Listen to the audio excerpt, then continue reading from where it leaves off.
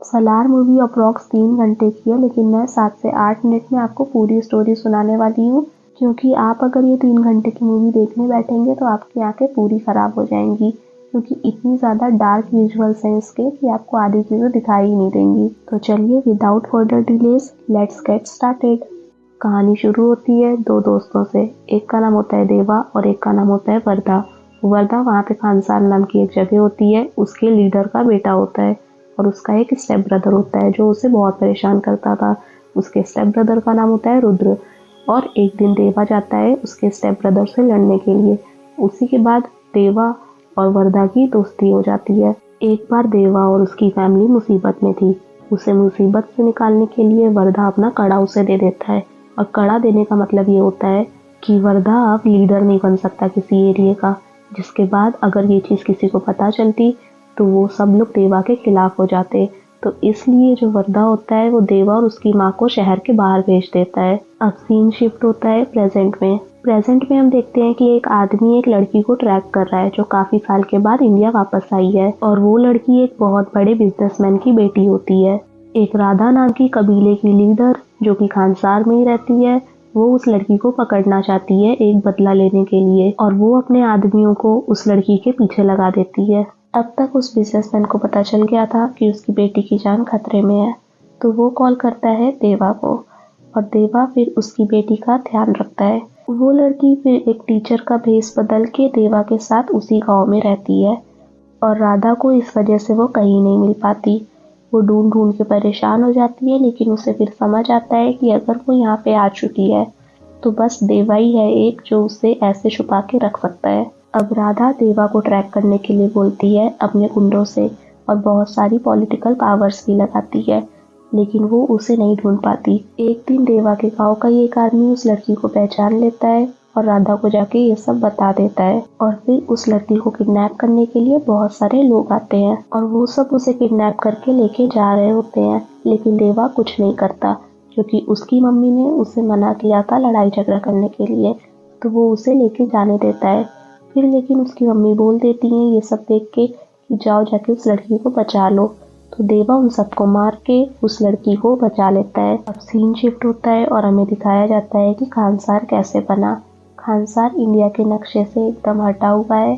यहाँ के लोग बहुत ज़्यादा अमीर होते हैं और दुनिया भर के इलीगल काम खानसार में ही होते हैं।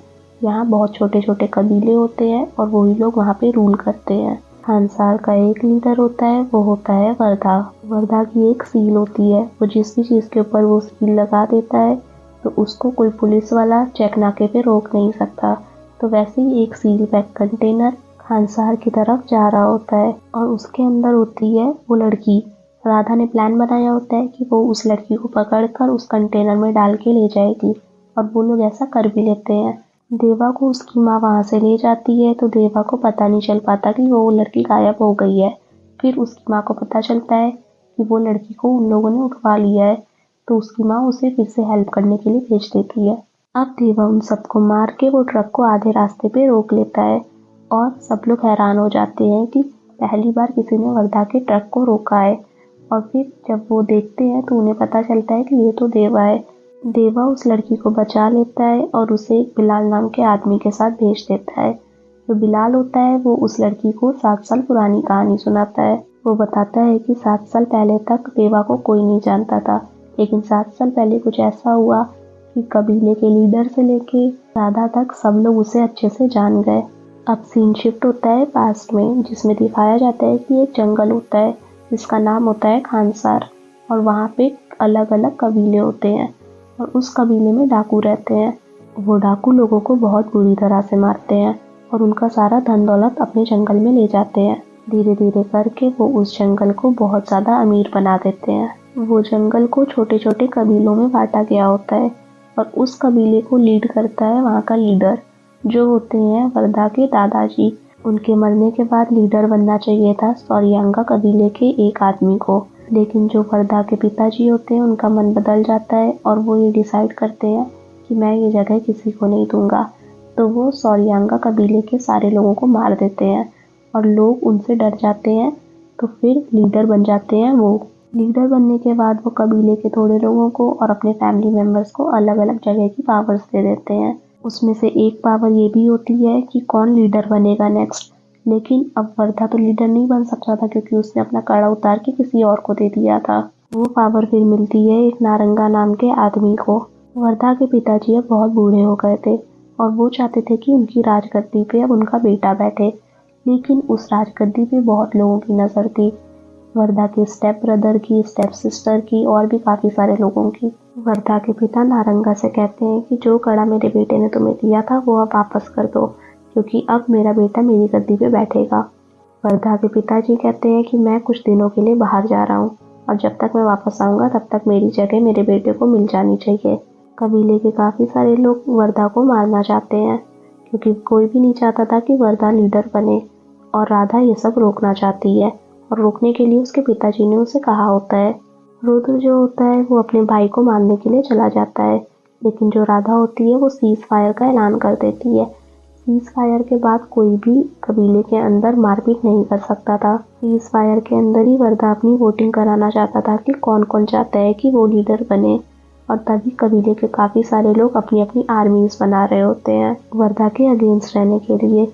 तो वर्धा भी अपनी आर्मी लेने के लिए पहुंच जाता है देवा के पास। वर्धा की वजह से देवा काफ़ी सालों के बाद खानसार में वापस आता है, और वापस आते ही देवा वहाँ के एक लीडर के बेटे को मार देता है क्योंकि उस लीडर का बेटा बच्चों को असॉल्ट करता था।